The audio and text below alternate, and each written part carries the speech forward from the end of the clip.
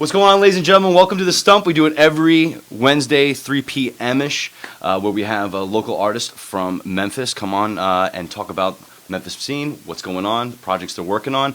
Next week, we got one of my favorite local bands, Rosie. They're coming in, and after the week after that, I believe we have Gloria Sabor coming in. But this week, this is a special week because I'm really pumped to have you on here. Because not only are you one of the most in-demand musicians in town, you're in like 7,000 different projects, and you also work with the music community at the Stax Music Academy. Yeah. And ladies and gentlemen, without further ado, Victor Sawyer. Hey, what's up? Dude, I'm pumped to have you here, man. I'm telling you, because the funny thing is, if anybody's gone to a live show in Memphis, more or less, they've seen you live and not known it yet. Yeah. Because, I mean, Lucky 7 Brass Band, Monticello. Not anymore. Not anymore. So you said I'm in a lot of projects. That's actually changed recently. It's changed recently? Yeah. Okay. How's it changed? Well, I used to be in a lot of bands, and then I started Lucky 7, and then I joined another band called the O'Brien Dance Band. Yes. And myself and the other band leader, we booked ourselves all the way through January.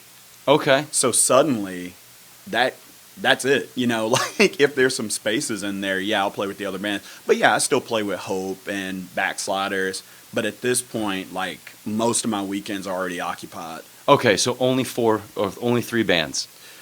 Yeah, I would say 2 on a regular basis, 3 more on a semi-regular, and then of course the occasional wedding gig. I play in like a wedding band, that's whenever, and then also recording sessions and stuff like that. Okay. But I would say 3 to 4 are in the regular rotation. But yes, before that, oh my gosh.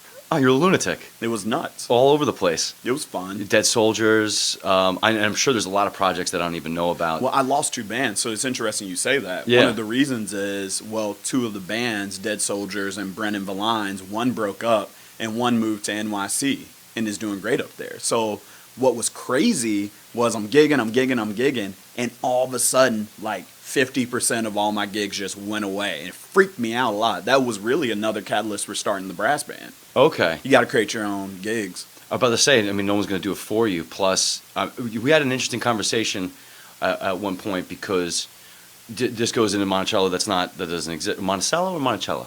Monticello. Monticello. And, you know, there's some things in the works. Okay, cool. I don't know how secret that is, but no, it's not secret. They're posting on Instagram. Yeah, it looks like it's going to happen again. Okay, awesome. But, you know, just timing and where I am musically and just work-wise, you know, they asked me, and I was like, you know, I don't think it's a good time. But I'm excited to hear them again. Oh, while we're early on, they could see you tomorrow at Rail Garden with Lucky 7 Brass Band? No. So tomorrow. Oh, yeah, here we go. Tomorrow is at Lafayette's Music Room with Lucky 7. Gotcha. Friday is going to be Yes. Hope Claiborne at Rail Garden, and then Saturday is going to be O'Brien Dance Band, the African dance band, on Saturday at Rail Garden too. Gotcha. Thursday, Friday, Saturday. Yeah. Okay. And then I'm leaving, skipping town. You're getting out how long? 2 weeks, 2-week work trip in Good. NYC. Oh, doing what? It's with the Memphis Music Initiative. I'm going to be there for a Lincoln Center Education Summer Leadership Institute or Lab. Wow. Yeah, pretty cool stuff. I've been there before. It's a true work trip, though. It's 9 to 5, Monday through Friday. So this is not where we bring the students there with you, or we are? No, this is for professional development. So, you know, Memphis Music Initiative is actually my biggest gig. Okay. Yeah, in Stax it was, and then it became part-time when I transitioned. Okay, and what is the Memphis Music Initiative? What does that entail?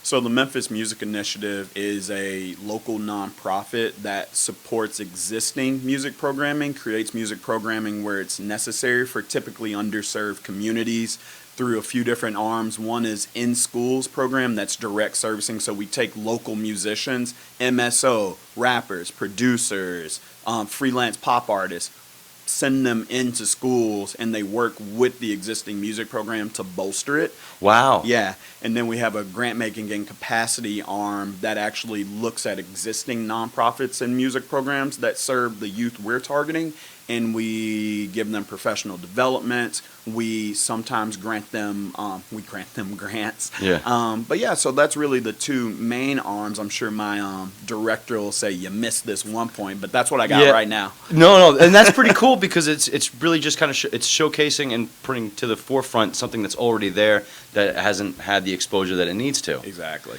Because I would is there what are the what are the music departments in schools like now? Are they completely are they underserved, or are they they can always be bigger and grow, but I guess was this a need that someone saw that did something that needed to be filled? Yeah, it was a need that somebody saw, and it was a need that was expressed by the Memphis music community because it's focused on the youth, but it was also about musicians in Memphis, constantly saying, I have to move to make a living. So part of this was taking musicians who weren't necessarily trying to be full-time teachers and saying, here's something you can do where you can maintain your artistry while you can work with youth and make a living that allows you to stay here a relatively fairly comfortable middle-class lifestyle, lower middle class, upper middle class, whatever. As far as the school programming, I will say that Memphis, surprisingly enough, isn't really behind the curve. In fact, in other major cities, their music programming, like San Francisco, some of the New York schools, their music programming was gutted, and they've recently been trying to bring it back, actually. So Memphis, part of the reason we're in football country, right? You got to have a band. Yeah. Yeah. I mean, that's literally one of the reasons Texas and other southern cities have really robust band programs. So football's the catalyst for the bands? One of them. It's okay, one of many little factors that It's kind of one I never would have thought about that. I never put the one and one together, but it makes perfect sense. Yeah, I mean, you got to have a band on Friday night to play the fight song. Yeah. That's pretty wild, man. Yeah. So we got bands, choirs.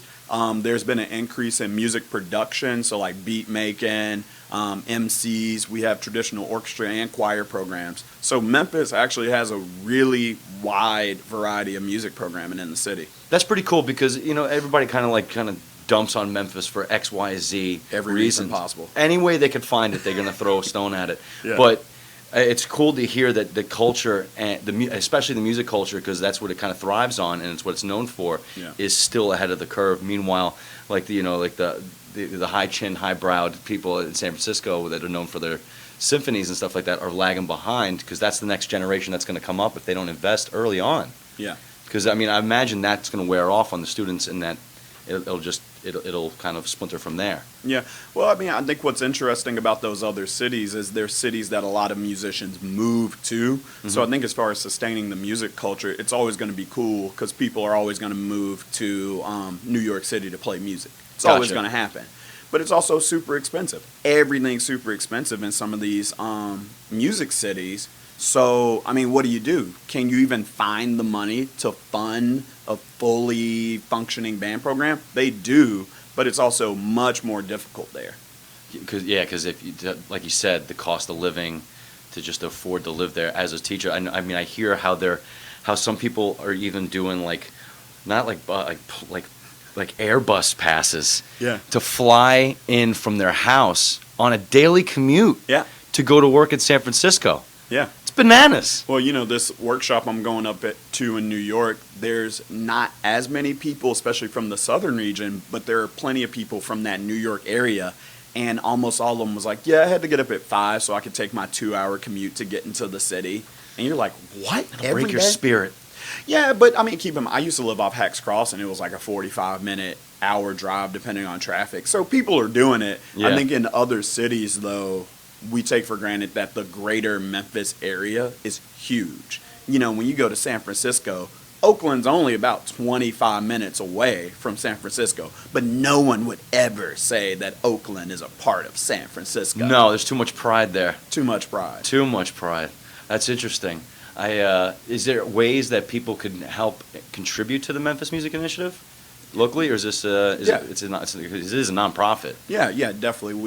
We take donations available on our website. It's the Memphis Music Initiative. Also, the schools that we support, they could use that money too. But yeah, as an organization, we take donations. We're fundraising, of course, because you have to as a nonprofit. Yeah. But yeah, there's so many ways to get involved with schools. I think if you're out there and you're thinking about donating, though, make sure you're pretty specific about what you're trying to contribute to when you make the donation, right? So if Gotcha. you're trying to really support Cordova High School Choir or Westwood High School Band, whenever you're writing that check, make sure you figure out how to make sure that money gets directly to that program. Okay. Because it's just like anything else, right? You write a check to an organization and you're thinking you're supporting more paper towels in the bathroom, but you're mostly supporting some dude's vacation, right? Yeah. Because the fund's just going to a general fund and you don't see it. So you got to be specific.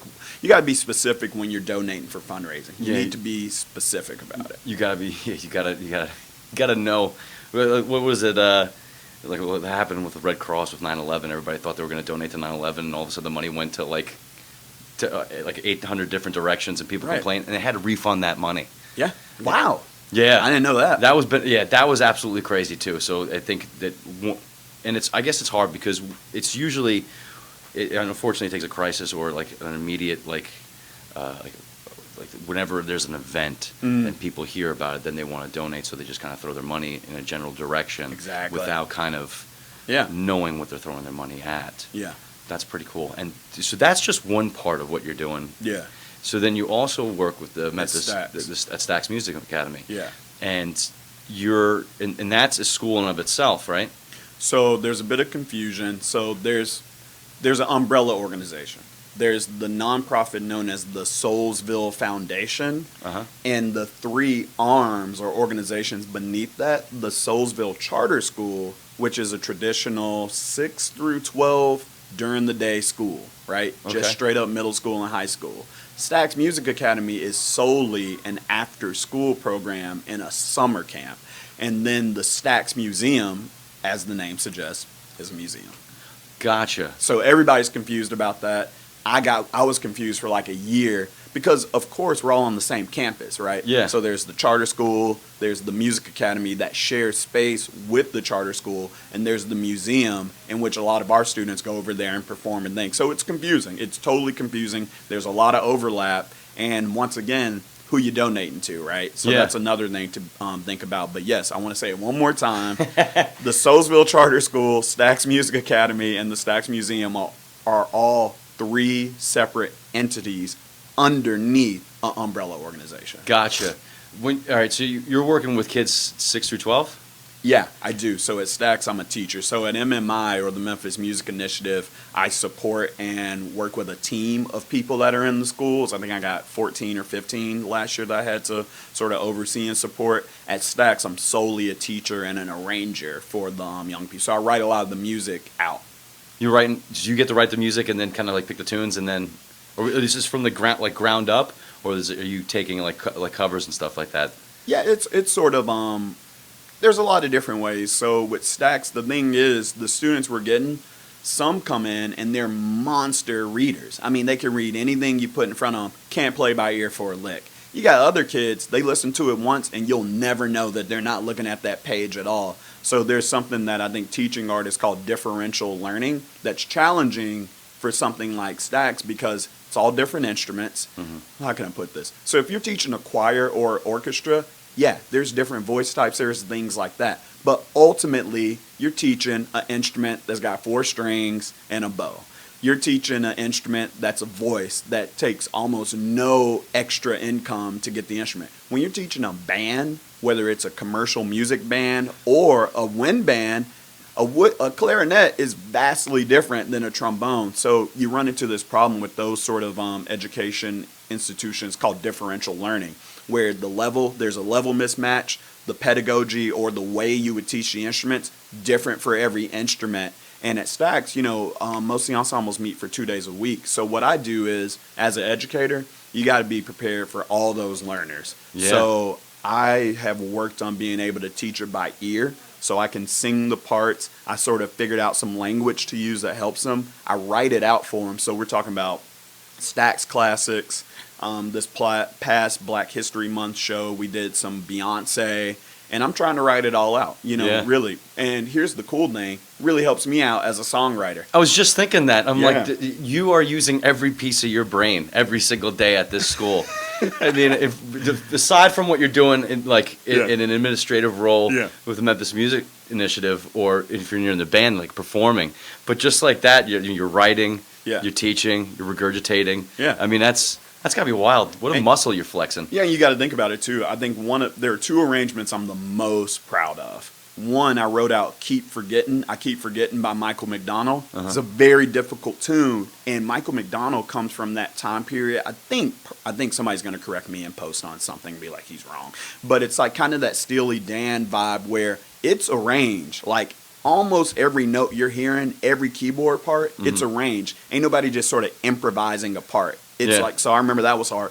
But the one I am actually most proud of, I wrote out Rhythm Nation for one of our groups. So I had a group of 2 keyboards, 2 guitars, 1 bass, 1 drummer, and we played Rhythm Nation by Janet Jackson. If you've ever listened to that song, ain't a live instrument in there. Okay. Most of the instruments are synth and digital. Yeah. So I had to figure out a way to arrange those sounds in a way that the integrity of the song was there, but it's for live instruments. Okay, it's like taking Sandstorm and making it for the New York Philharmonic. Yeah. Okay. Yeah, or taking Skrillex and writing it out for a band. Yeah, that's pretty wild. Yeah. That's good. How long did that take you? Well, it actually took me 45 minutes because and here's why. No, and this is an anomaly. This is totally an anomaly. Yeah. What happened was, it was one of those situations where, wait, who was supposed to do that? And it's like, oh, yikes. And we only had like 1 or 2 more rehearsals. So I was like stressing out. I went downstairs. I told everybody to leave me alone for like, give me an hour of like complete silence and space. And I just was like, ugh. And then we rehearsed it, and then we did it, and it was fantastic. And these are the kids. Yeah, the kids. And at the time, I was super blessed, #blessed. I had triplets in my band at that time. It was my first year at Stax. And I had triplets. You ready for this? They played bass, drums, and guitar respectively. And they were monsters. Dude. Monster instrumentalists. And the rest of the band, also monsters. But those 3 in particular, they're locked in. They've been playing together for years. And they're just triplets. I'm an only child. I don't know what that's like. Guarantee you they speak their own language and no one else is around. Oh, totally. And what's cool is they all have their own vibe. You used to be able to tell them apart by 2 ways. 1, their haircuts, and 2, the hats that they wear. So one kid never wore hats. The other kid wore Kangos a lot, so sort of those golf looking like the old black man hat. Yeah. And then one always wore baseball caps. Okay. So that was a marker. That, at least for someone who doesn't live with them every day, that gives you a little bit of advantage. Yeah. Yeah, that's wild, man. Yeah. That is cool. Has there been moments where you kind of just point out, like you could tell who's going to be the monster growing up? Yes and no. Yes and no. Going back to that differential learning, there comes a point where it clicks. And sometimes the kid who just it wasn't clicking for a while, there's like maybe one element that they just weren't getting. Maybe it's the fact that, oh, I'm supposed to use my index finger to kind of mute some of these other strings. And then they're like, oh, okay, cool, I got it, and they're monsters. I had one bass player, he was super against reading music, didn't want to do it. He was one of those triplets. And he spent the time, got better at doing it. Part of the reason I perceived that he didn't like me too much because I was forcing him to read music. And here, you want to know what I had to do? I literally had to not play the music in class for at least a rehearsal or 2. Because if I played it, he'd be fine. Gotcha. But it ain't just about them performing. It's an education vibe, right? So I'm trying to help this dude out because he's already a monster player. I'm like, dude, if you literally learn how to read music a little bit, you're going to be ridiculous. He did, and of course, he was ridiculous. And he's off and running. Oh, yeah, definitely off and running. Most of our students, or a lot of our students, our instrumentalists in particular, are all gigging in the city. You know, it takes them a little while to find their legs, but, you know, we've had singers. There with Tank and the Bangas.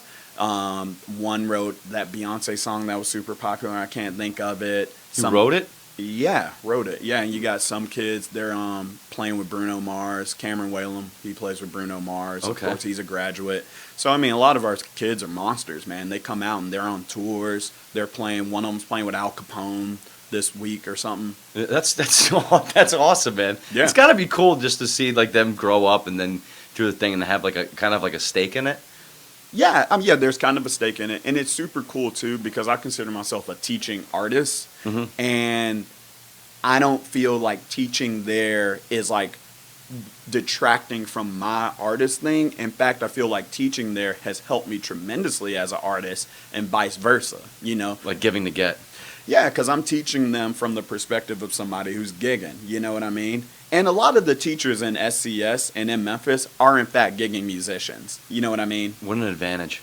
Yeah. Oh, yeah, absolutely. I mean, there's this one guy who plays sousaphone in the Memphis Orleans Street Symphony. I think that's one of Swabo. Everybody knows Swabo. If I say Swabo, you know Swabo, trombone guy. And he's destroying it, you know, but he's also in the classroom teaching these kids, you know? That's really cool. That is cool. Memphis Symphony musicians are out there teaching 5 days a week, waking up at 5, and then they're going and beasting at the Cannon Center. That is awesome, man. It's a hidden narrative in Memphis. Yeah, like, you know, I would assume so. It's cool to hear that because this is kind of the first time I'm hearing that. Like, I mean, I know you, so I understand that that's a thing, but to know that it's happened on the level that it is, and I think it makes perfect sense with, we were talking about the Memphis Music Initiative, that, I mean, that's the sole purpose. You're trying to find artists who are a part of the community to teach the students, and they can have a full-time job, and they're going to do that also. It could be a good living doing that. Yeah. Well, you know, still nonprofit. Yeah, well, yes. Yeah. Yeah, I joke around a lot. You know, people are like, why do you work so much? I was like, you got to remember my 3 areas are nonprofit, education, and music. 3 of the most unstable fields you can be in. You're talking to a guy in radio. I completely understand, man. I got to put some irons in a lot of different fires. I hear. You know what? It was funny is when we were talking one time. Well, two things. Well, I guess I'll start with this. How because maybe just at the pace or the skill level that you're at, we were talking like a lot of bands will meet up and they'll do practice and they'll work things out.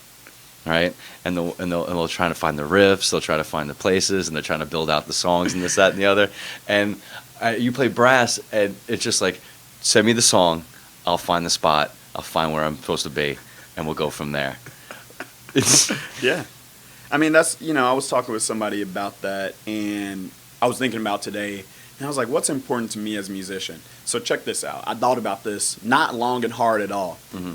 Imagine you got in a cave or a desert island and you had to pick, or like let's say purgatory, you got to pick. Either you can perform on a regular basis but your skill level is going to be pretty fixed even if that's a high level, or you'll never get to perform but you can practice for eternity. I would choose to practice every time. Really? No question, not even anything I have to think about. Practicing is probably one of my favorite aspects of music. It's probably listening to music, practicing music, thinking about music, and then performing music. Performing's like 4th as far as what I enjoy from music. Really? Because it's a lot of people, because they get that ego bump and that ego fill from performing and seeing the audience and that like that runner's high from being on stage. So it kind of like is a little bit backwards for you. You get it from practicing and knowing that you know how to do these things and you can implement them if you wanted to.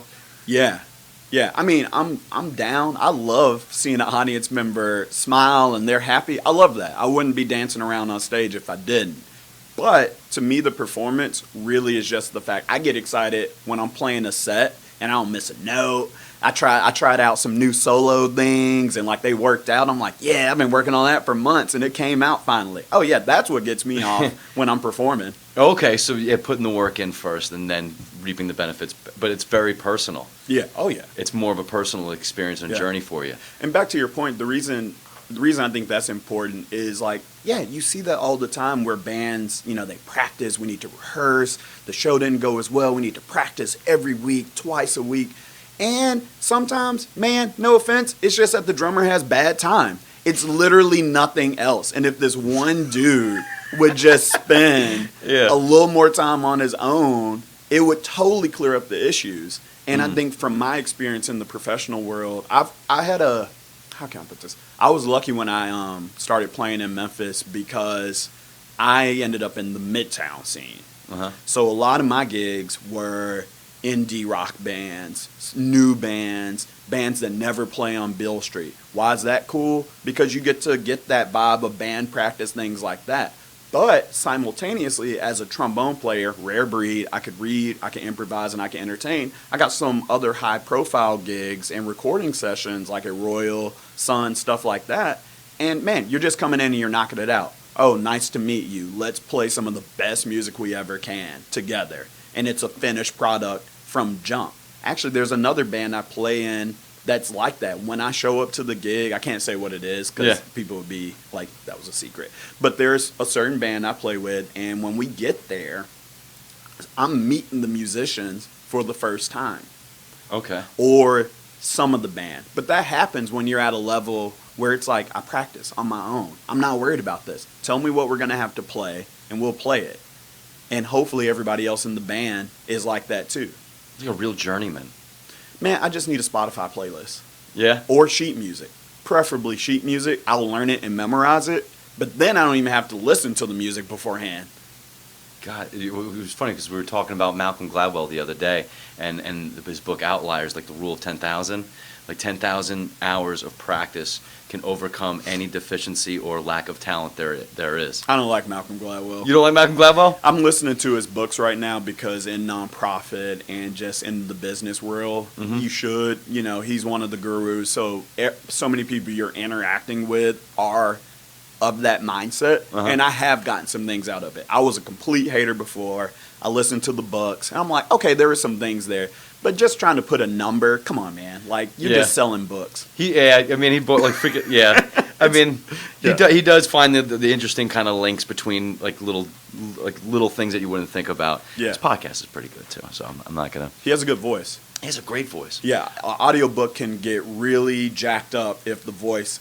I got to tell you this, man. So, I'm bipolar. Carrie Fisher's bipolar. I was like, I gotta read her books, right? And then I was reading, and I was like, I realized audiobooks. I was like, maybe this is better for nonfiction. So I'm on the road driving to a gig in like Atlanta or something. I buy the book while I'm at a gas station, Wishful Drinking or something like, or The Princess Diaries, and I started. And Carrie Fisher had a rough life, and her voice sounds like she had a rough life. Man, I couldn't even do 15 minutes, man. Really? No, man. With the audiobooks, who's telling it can make or break it. And Malcolm Gladwell has a pretty decent voice. Yeah, he does. He's got a kind of a light, kind of whimsical tune to it. Carrie Fisher ain't got that. No, it's got that Dad's been sitting on my Marlboros, you know. It sounds like cocaine, American spirits, and bourbon. That's what her voice sounds like. It's funny you say that because that's exactly what it is. Problem solved, mystery solved. Yeah. She was a beast, though. Oh yeah, she's amazing. One of my heroes for sure. Well, what about her that made her one of your heroes? I know you're a big sci-fi fan. Yeah, that wasn't really it. No, man, she just lived. I mean, I think anybody, as somebody with mental health issues, here's what you never say. You never just say, "Oh yeah, I'm thinking about suicide," casually. You don't say that because you're gonna get locked up. The police are gonna get called. Yeah. But if you really talk to some folks that actually have like diagnosed mental health, bro, it's just like something you're thinking about on a like semi-regular basis. So anybody that's lived past the age of 50 with something like that, job well done. 100%. I love and I love these posts they get whenever we hear about a suicide when it happens to a celebrity or something like that, and everybody will share like the suicide hotline. I'm like, yeah, because that's what they want. That person wants to hear. Yeah. Go talk to somebody else they don't know about this. Right. Because everybody wants to talk to you. Yeah. Or you want to talk about it, but a few people are really ready to hear those thoughts from somebody. No. Especially if they're genuine. You can't, if you don't deal with suicidal thoughts, which is a part. So the thing about mental health is a lot of the disorders, if you ever go to WebMD or you talk to a psychologist or psychiatrist, pretty much the only common theme, well, there are two, addiction and suicidal thoughts. So I anytime love we're laughing about it because I get it. Come on. Yeah, and like if you ever go see a doctor, Yeah. pretty much if you're having regular suicidal thoughts with no extraneous reason, you probably got something.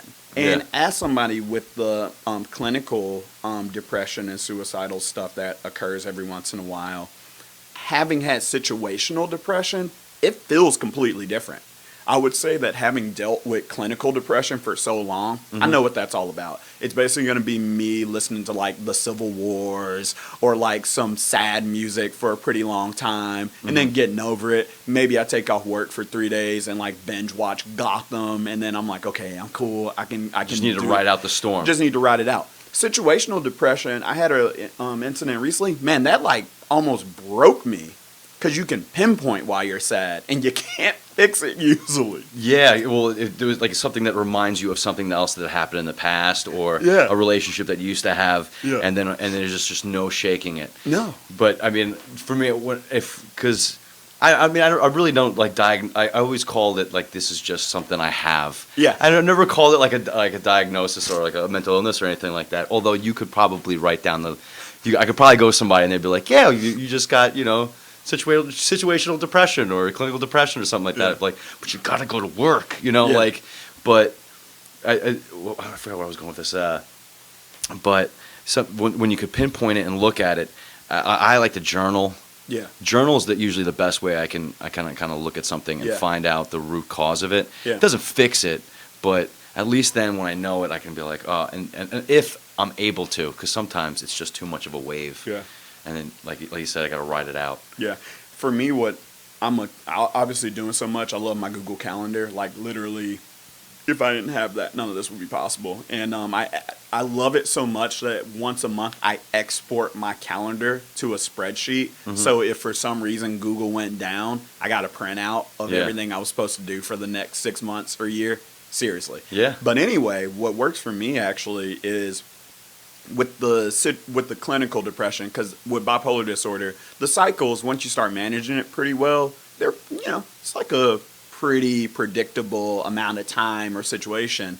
And I'll go back in my calendar and look at like Music Fest and be like, man, I was feeling so dark. And then look at my calendar and see all the things that were going on, see if that was consistent. Like, oh, I had a gig Saturday, felt bad that day. I remember feeling like crap. And then you go 3 months before and you're like, oh yeah, I remember around that time, Valentine's Day, I was feeling really bad. I remember I had that gig. And it's like, oh, so maybe about every 3 months, maybe expect some trouble. Gotcha. Yeah, almost like a food diary, like because I had to keep one for Yeah. migraines. Yeah, I got a therapist to keep the journal. There's no way. Yeah. I don't even. I have maybe like, if you go to my apartment, I have maybe like 12 spiraling Wow. books, all in every room. And if anything, I mean, because like last night was one of them. Something just creeped up, and it was a phone call. I got off the phone with somebody, and I was like, I got to write this down right now. Yeah. It's bothering me. I know it'll bother me tomorrow. Yeah. If I don't, and then that will spiral out of control, and before I know it, on Monday, I'm like, can't go to work. Yeah, well, once again, the practicing music, for some reason, that's like another world. Practicing music for me is one of the most objective and calming things. Even when I'm frustrated at myself, even when I leave a practice session and I'm mad, it still feels productive. I practice pretty much every day for at least an hour. Okay. And I've always done at least well, not always. In high school, I didn't know what the heck I was doing. So, I'm like, I'll practice 30 minutes and then go play 8 hours of Final Fantasy. But once I got to college, yeah, I started practicing at least an hour a day and sometimes up to 3 or 4 hours a day, depending on how much time I have. Yeah, I usually on my guitar for about an hour a day. Hey, man, that's an hour a day. Yeah, well, that's my form of meditation. I used to do guided meditation, Oh, okay. and that helped a lot. And I did that for about 6-7 years. And I Yeah. do that every Sunday. Yeah. And then I just I didn't do that anymore. Mhm. And so the justification in my head was like picking up the guitar. They said meditation. I kind of changed the idea of what meditation is, and so I love the definition was concentrating on something mundane so the rest of your brain can relax. Yeah. And for me, that's picking up my guitar.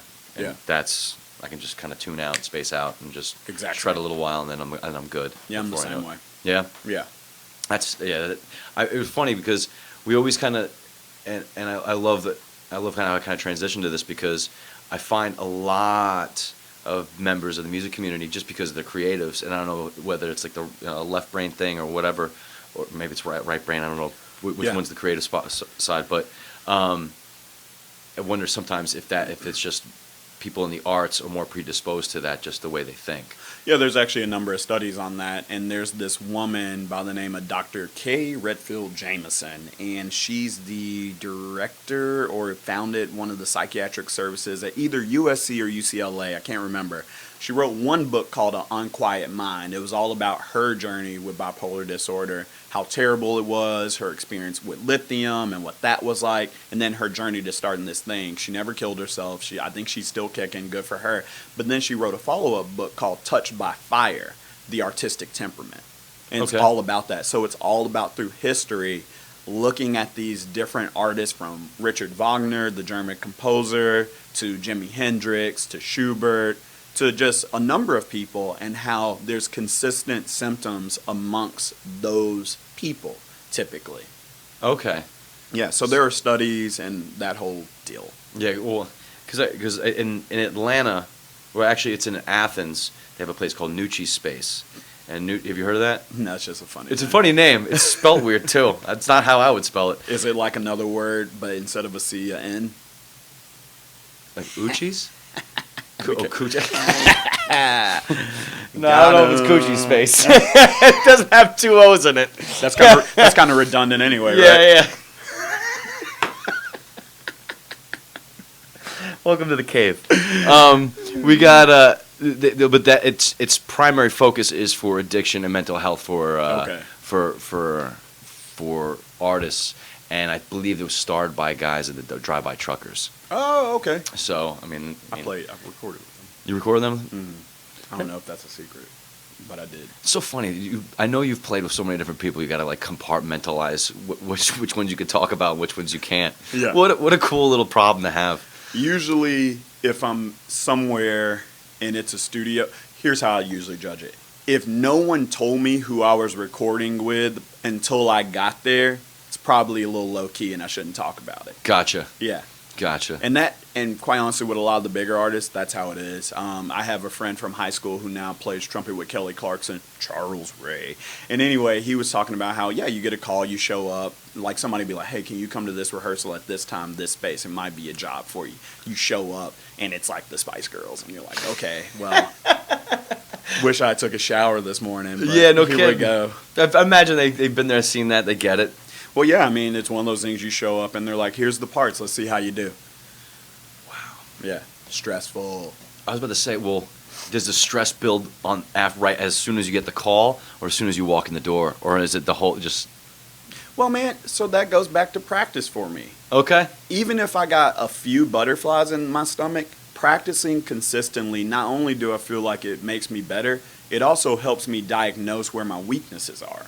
So if I already know what I can do, I'm not stressed out by what I can't do because I already know it. Yeah. So, if I see some high notes coming up, hey, I'm going to throw it up to Jesus, let him take the wheel, and we'll see how it goes. Yeah. But if I'm cool on my high notes, I'm not worried about it. That's the whole point of practice to me. Yeah. There's a lot of times people say you should read Zen and the Art of Archery. No, I don't. No, whatever. Zen and the Art of Archery is the original book that the motorcycle one is based on. Okay. Yeah, Zen and the Art of Archery is all about Japanese archery, which was practiced by samurai and horseback samurai before the Edo period or during the Edo period, whatever. Samurais, horses, super cool bows. Yeah. And it's all about how when you're shooting a bow and arrow, it's not a multi-step process. It's pull, notch, boom, boom. It's one fluid motion. It's just boom, you're dead. That's the whole deal. So in music, you want to have that. You don't want to, especially in brass pedagogy, it can't be set, think about it. It's just like, boom, there's the note. You know what I mean? So practicing helps me get to that point. I'm cool, man. Whatever we're going to play, if I'm feeling cool about it, it's going to happen. And if it goes poorly, then at least I know what I got to practice. It's very sobering to kind of hear you say that, especially with the practicing, because a lot of times, like the idea of just showing up and being like, it'll work out, it'll be great, Or it won't. And so, who is it? Jim Spake, sax dude? I don't. So he was the saxophone player for Lucero, And I remember one time I was stressing out about a Lucky 7 gig. The only gig I stress out about is the Lucky 7 gig because it involves more than performing. Okay. I got to be thinking because there's an openness to it. Like we might be doing a Kendrick Lamar song. It could be 2 minutes. It could be 8 minutes depending on the vibe. So I got to be thinking about what musically makes sense. I'm worried about people showing. I'm not worried about them showing up because they're pros. But I got to be thinking about that. I got to deal with the manager of the venue. I got to be entertaining the crowd while still tuned in to what I'm doing. So that's the only gig I stress out about. And we were playing one of our earlier gigs, and I was tweaking out a little bit. And I was like, man, I hope it goes well, like blah, blah, blah. And this dude, cool as a cucumber, just says, hey, well, something's going to happen. And ever since he said that, it's worked. Who knows what's going to happen on the gig? But something's going to happen. Yes. And unless it involves grievous injury, you're going to be cool after it. You might lose some gigs. You might gain some gigs. Something's going to happen. Let's just go on and do what we can do. Once again, I practice enough. I know what I can do. And we'll just call it a day and see what happens. You ever show up to a gig? You ever show up to a gig and be like, I can't do that? Oh, yeah. And in fact, I've learned to not take gigs I don't think I can do. So I rarely ever play classical trombone. So if somebody hits me up about playing in an orchestra, and, you know, I ask who the other players are, I know who the players are. If it's the guys from the Memphis Symphony, man, that's not my gig. It's not my lane. And I'm probably going to, number one, people are going to be like, wow, that dude really can't play the trombone. and then also, so then that's going to ruin my self-esteem. And then also I'm just ruining the integrity of that ensemble. Because if you're in a church service on Easter Sunday, you don't care who the person jacking up the vibe is. You don't know. You just know it sounds jacked up. So I've learned as I got older, maybe I'm not the person for that gig in any regard. Yeah. You know, in any field. And that's tough. You know, there's the old saying, you'll learn it if you get the opportunity. Okay, that's cool, but I don't want to spend like half a year getting my classical trombone chops up if for one gig. Is that really worth it? Mm-hmm. You know, maybe not. But nah, man. I mean, yeah, I get nervous about it. You show up sometimes, but I try to get the intel. I'm all about the intel. Yeah, sure. Try to find it skinny. Yeah, thank gosh for social media. Why do you say that? You can pretty much find out how any band or individual musician sounds via social media. Okay. Use that as a tool to kind of do your homework beforehand. Yeah, right. So if a band hits me up, hey man, we want you to play XYZ, our Huey's gig, you could probably go on their profile, find the Huey's gig they're talking about from a live stream, check it out, and be good to go when you get there because you know the vibe. Gotcha. All right. Man, the schooling never ends for you.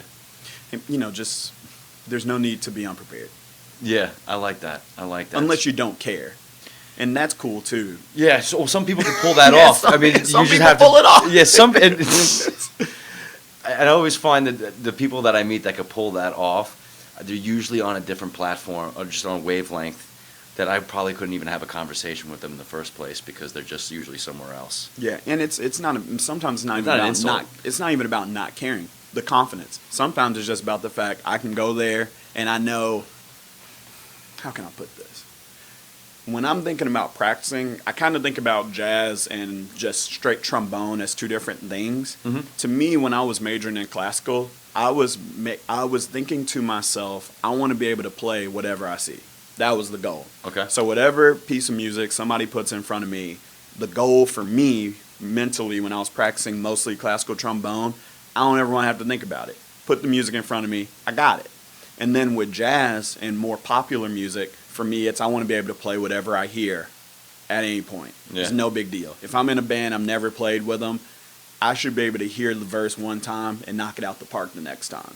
And then ultimately, as a musician, I just want to be able to play whatever. I never want to be in a situation where I think I can't play something. So going to your point of people that don't care, sometimes being aloof doesn't mean you don't actually care about the music. You just get to a point where you feel like, regardless of what the situation is, I'm going to be able to do it, and it's fine. Mm. I'm not there yet, and a lot of people aren't. And it's a never-ending journey, you know, because people are always pushing the envelope on instruments and in bands. But that's kind of the carrot I'm always chasing. That's a good white whale to be chasing. Yeah, and it's an attainable goal because if you're just chasing that carrot along the way, you're passing so many benchmarks. You know what I mean? Okay, we're playing in the key of B. That's cool. Whatever. Let's go. Yeah. Okay, we're playing in the key of F. Cool, let's go, whatever. Oh, it's a 3-hour gig? That's fine, let's do it. Oh, it's 2 minutes, but you're going to have to dance in 100-degree heat. Been there, done that, let's do it. Yeah. And that's my carrot. And school's coming back up for you here soon, too. When school's in session, do you have to pull back?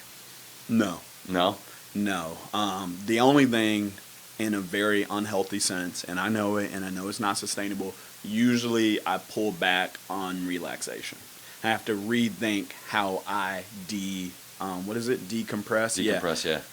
And it means I have to shift what it means for me is my time is much more blocked off. So for me, whenever school's in session, if I got an 8:30 visit out at Cordova High School, then that means I need to be getting somewhere to practice at 7 to 8. Because I would rather do that. The reason being, I don't want to think that I have time on the tail end of my day, and then I don't. Because then, quite honestly, man, a day where I thought I was going to get to practice and I don't is a pretty crappy day for me. Like, it really ruins the whole day. Regardless of anything else that happened that day successfully, if I thought I was going to be able to practice that day and I don't get to, I'm usually pretty raw about it. It's your morning run.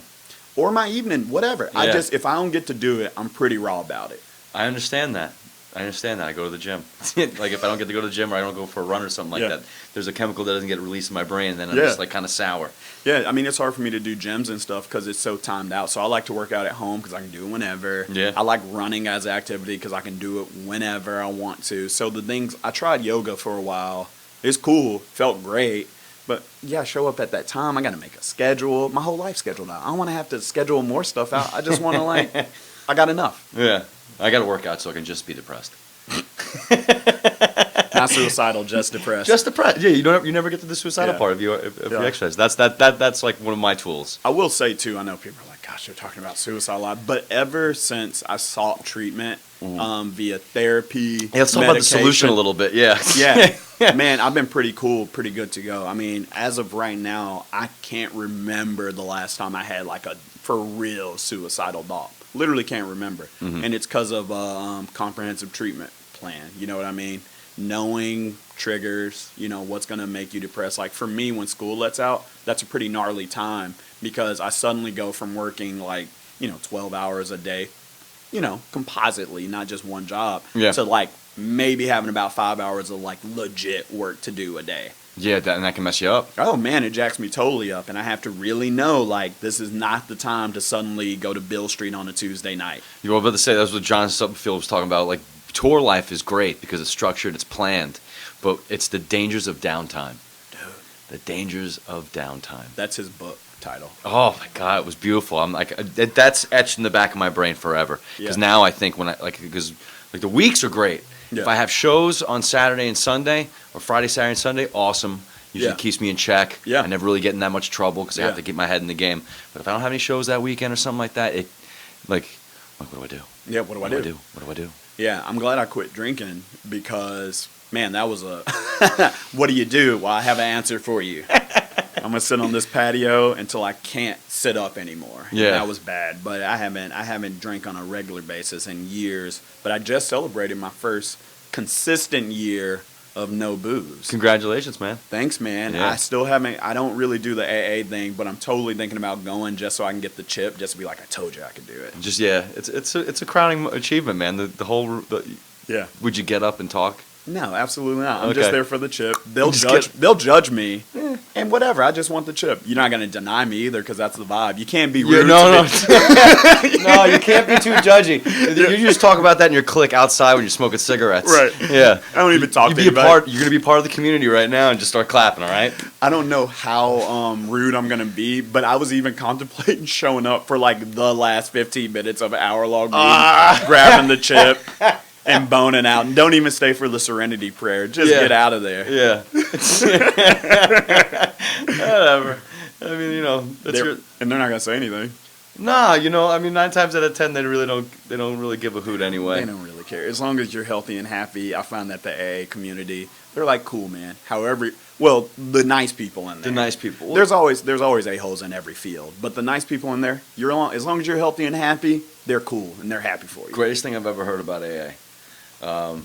It was the guy gets stranded on an island, and I might have said this on this before, but The guy gets an alcoholic gets stranded on an island, and he gets discovered 7 years later, and they show up, and there's 3 huts on the beach. And then he goes, well, what are 3 huts? What's the deal? He goes, well, that's where I lived, and that's where I went to AA meetings. He's like, what about that 3rd one? He's like, well, the meetings there sucked, so I started going to that one. It's true. It took a while for me to find the meetings I liked, and then ultimately, I moved on from AA. It just wasn't for me, you know. And I was talking to somebody who just went into recovery recently. Yeah. And I was in recovery for about 8 years, and that's the one thing I hate the idea of someone who's going through a tough time and get discouraged because they met one person or they went to one meeting that just didn't work for them or didn't speak to them. Yeah. It's like give it. That's why they get the 30 days. Yeah. Hit that 30 days. Hit a couple of meetings. Yeah. You know, if that's what you need. Yeah. You know, some people need that. Some people don't. And don't compare your what's going on between your ears to anybody else's. Find out, because if you don't, the consequences could be dire. Yeah, and I think a lot of musicians, you mentioned that, and I think a lot of young people, when I say young people, I mean anybody beneath the age of like 55, beneath 60, because in addiction years, you got some people that have been addicted to stuff since 16. And I remember I went to my first AA meeting at age 21, 22, and I get there, I'm the youngest person by 3 decades.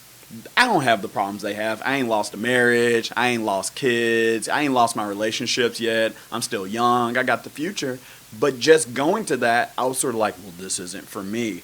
And there's so many people who wake up at age 40 and are like, oh man, I could have done something about this so long ago. Yeah. I will plug, there's a book that changed the game for me. It's like I said, this is my first year continuous sobriety, and everything changed when this wonderful human being recommended This Naked Mind by Annie Grace.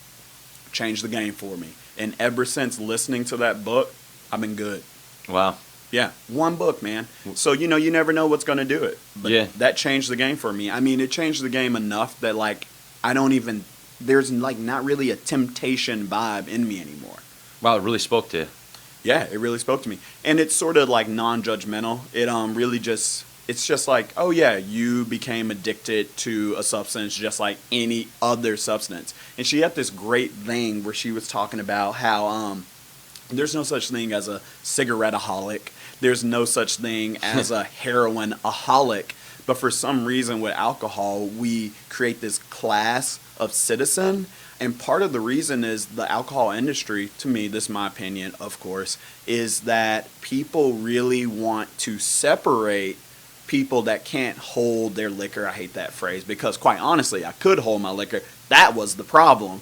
I could hold it until I'm 20 drinks in. So, that's, you just caught it at the wrong time. But no, and she talks about that. And I never thought of alcohol as just another addictive substance. And when I started doing that, she said part of it is a safety mechanism that other people do because, wait a minute, if this person's not a special class of citizen, then that means I could become just as addicted to this thing. Does that mean I'm an addict when I pound down 3 beers in an hour? Whoa. But if you create a special class of citizen, you're immune to it. Until you get to, I woke up in a gutter level, everything's fine, everything's cool. And this book doesn't do that. It doesn't say it just says it's an addictive substance that anybody of any background could get addicted to. Unfortunately, you did, and maybe you don't need it in your life anymore.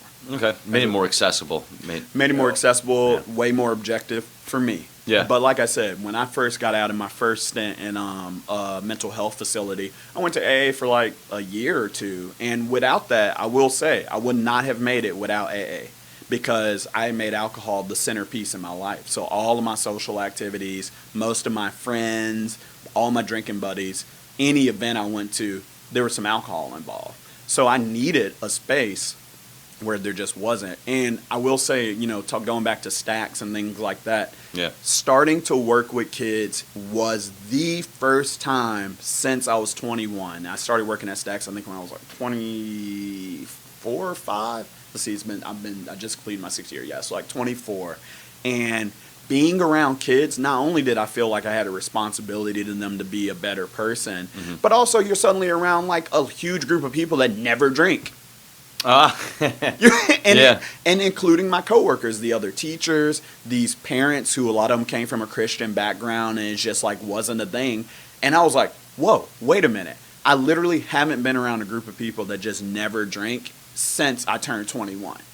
And I was like, wait a minute. You can just live this life. And of course, kids are joyful, they're exuberant, they're full of energy. I mean, they're awesome. And I'm like, why am I doing this? You know, now granted, obviously it took a lot of time for it to stick, but that was sort of the beginning of me really saying I should probably change my ways. I'll say it, but it takes a long time for a tree to grow.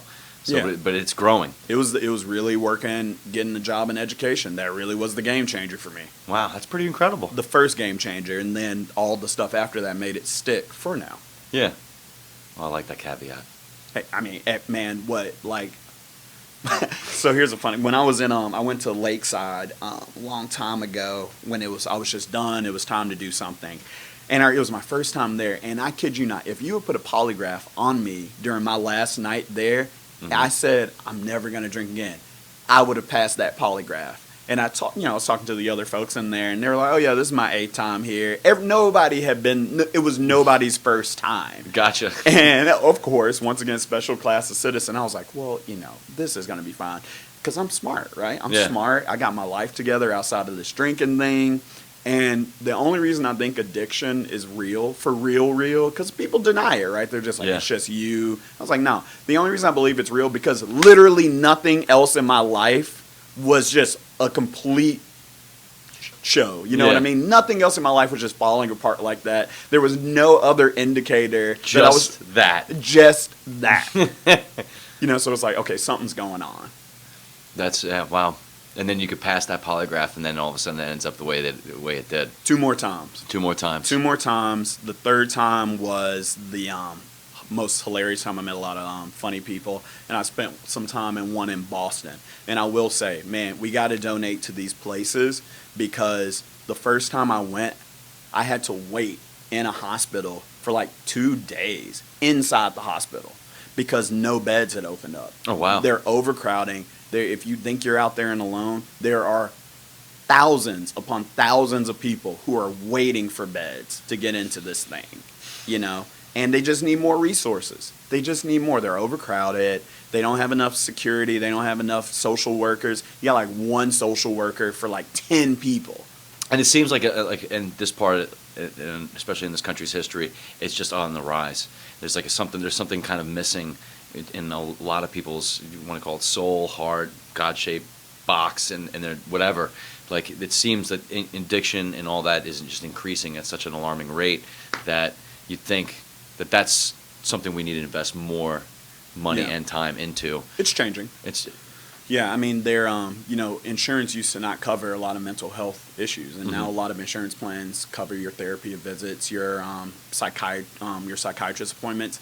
There was one moment when I was with a nonprofit, I had like a 2-week window where we were switching insurance carriers, and my medication just happened to need a refill in that 2-week period. So I go up to them, and I'm just like, oh, I have insurance. They're like, oh, yeah, but it looks like you're switching plans. So I was like, yeah. So they were like, yeah, so it's not going to be covered under insurance right now. I was like, oh, okay, cool. Now, keep in mind, these 3 medications, $3 a bottle.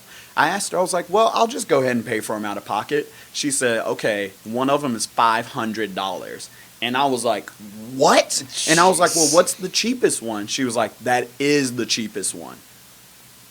Ugh. For a month worth of pills that literally, if I don't have them, maybe I'll make it through okay. God. But I wouldn't place bets on it. Yeah, it's expensive to stay sane, man. It's expensive to stay sane.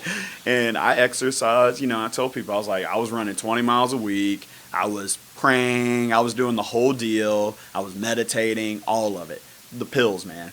Pills ain't for everybody. But look, just think of it once again. It's not a character defect. It's not a devil thing. You just got some physical things going on that happen to affect your brain. Yeah. And maybe you can get a little assistance from a pill.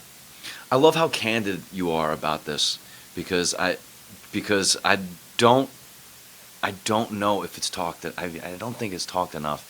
And looking at what you contribute to the community and what you do on a daily basis and where you go, when playing music, and the places where you're playing music. Yeah. It's just, it's inspiring to say the least.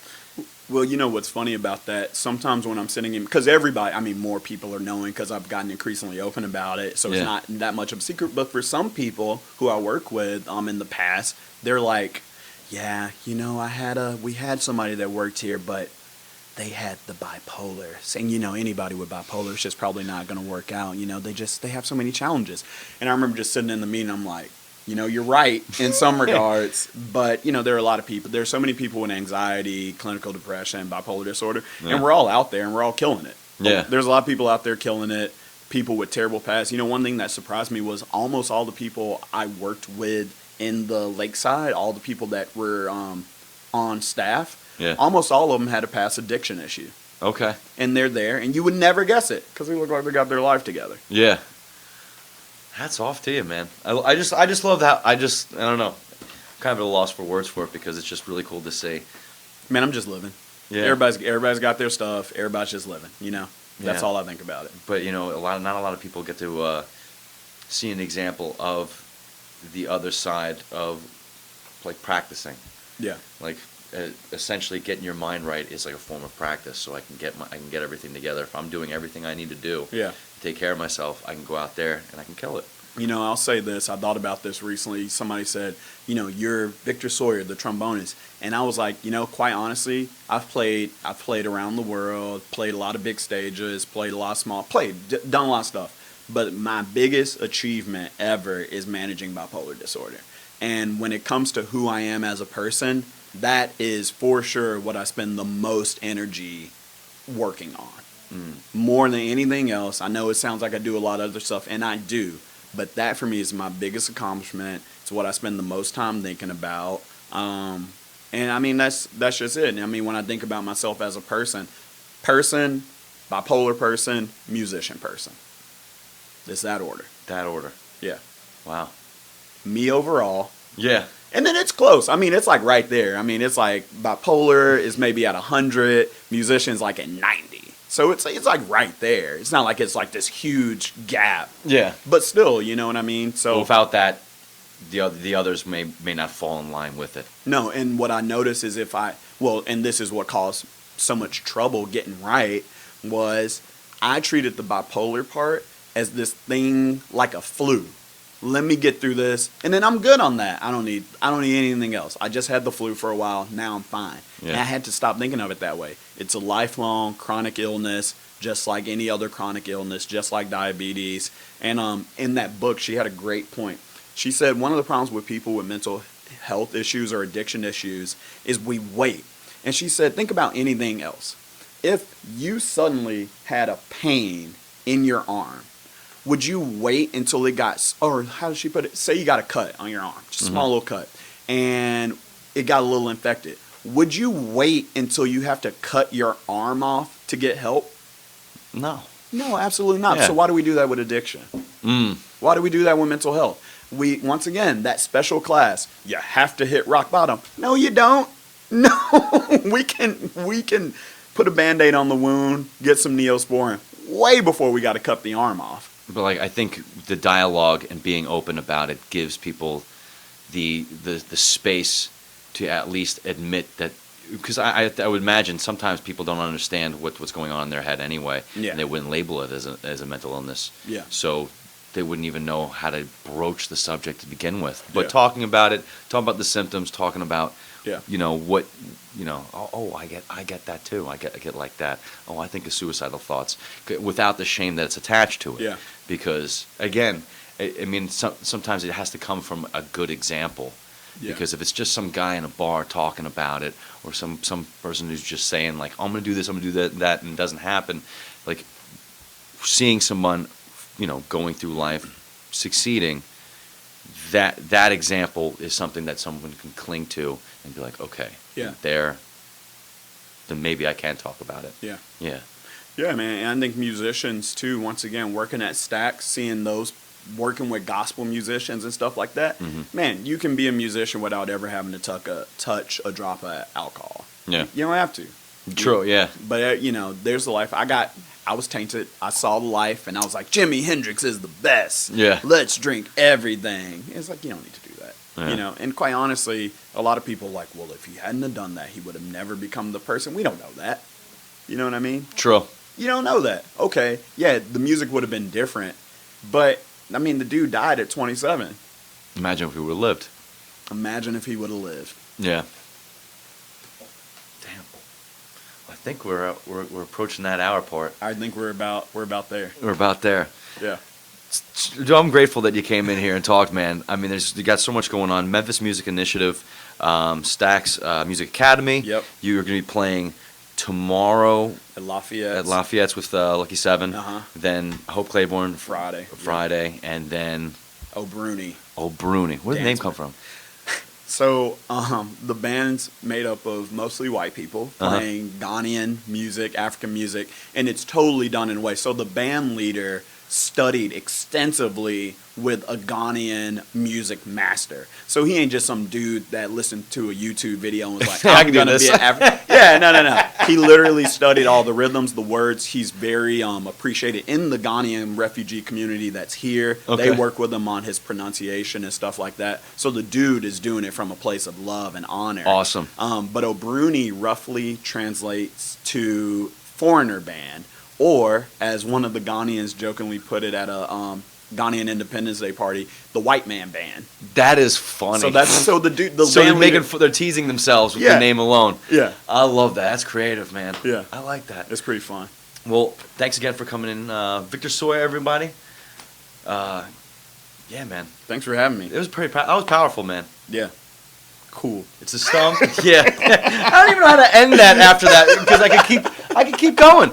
It's a stump. We do it every Wednesday, 3 p.m.-ish on the squishy chairs at 98.1 The Max. Next week we got Rosie. After that, I believe we got Gloria Sabor, and it's just going to keep on going from there. So thank you very much for joining us. I'm Ross from 98.1 The Max. See you.